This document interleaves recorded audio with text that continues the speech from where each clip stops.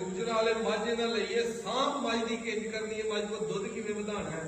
मझ तगड़ी किवें करनी है, यही सवाल है भाई साहब। होर कोई सवाल फिलहाल ये बंदे किवें सामने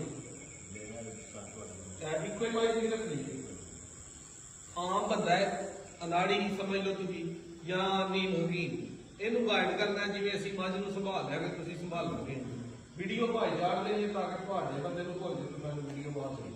ये किसी भाई चीज साडा तरीका अच्छा लगे बुरा लगे वेखो जरूर, कितने गलत होए तो साडी रहनुमाई कमेंट च करियो, अच्छा लगा तो शेयर करियो ताकि आम किसान को गल काम दी लगे वो फायदा उठा सके। सब तो पहले भाज मझ तुहाडे कोल तुर गई, मझ को तुहानू 20 किलो दुध चवा ठीक है, ये तुसां 20 किलो बरकरार रखना, वो किवें रखना है तुसीं जनाब सब तो पहलों इनू 50% साइलेज पाना ते 50% चरी पानी, चरी जवार जिन्हों आम आने मकई सबद लागू नहीं भुखी रह मकई नहीं पाना, मकई पाओगे दुधो घटेगी, लो करेगी, बादी करेगी, खराबा करेगी। तुसा इनू जेड़ा ना वो अपना सब करो 50 किलो पट्ठे खाती है या 30 खाती है 25 खाती है, वो दस देना कौजिया रोल के 30 या 40 किलो पट्ठे खाती है, उन्हें पट्ठे लिया पट्ठे लिया के अद्धा साइलेज रला लो सुबह ही, साइलेज चंगा लेना उली ना लगी हो, दाना क्रैश किया हो सही वे, साइलेज पीला ना हो सही ब्राउन कलर का हो, ताकि अगर उन्होंने उली लगी हुई तो खा सकते हैं।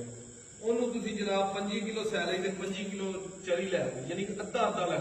मझ 100 किलो खाती है 200 खाती है 50 खाती है, अद्धा अद्धा दोवें लेना ये तो गल समझ गए, अद्धा अद्धा दोवें लैके तो 5 किलो तूड़ी पाओ, ज्यादा सिर्फ 4-5 किलो तूड़ी पाओ और 4-5 किलो चोखर मिक्स करो। एक बरीक चोखर होंगे एक मोटा चोखर होंगे, मोटा चोखर लेना बरीक नहीं लेना, बरीक चोखर च दोस्तों होर शैवां 2 नंबरी होंगी है, मोटे चोखर च 2 नंबरी नहीं होंगी। मोटा चोखर वो 3-4 किलो मिक्स करना सारे पट्ठियां, वो पट्ठे सवेरे सवेरे तुम बना लेना। जी तुम चुवाई करनी है सवेरे 4 बजे करनी है तो शामी पूरे 4 बजे करनी है, इधर का इधर निजाम हो 10-20 मिनट भी लेट नहीं होना, ताकि मझ नूं थोड़ा भी टाइम लेट ना हो, पूरी टाइम तो टाइम 12 तो 12 तुम चुवाई का टाइम करना, 10 मिनट पहलों लग जाना करना ठीक है। बच्चे एक थन 1.5 थन जिन्ना भी तुम छड्डना वो छड्डते हैं, बच्चे अगे हरे पट्ठे की कोशिश करके कोई पूरी बंदा थोड़ा रख सको वो खाए, मूँह शू मारन लग पे बच्चा तगड़ा हो जाता, हरे पट्ठे उन्होंने खुआने ही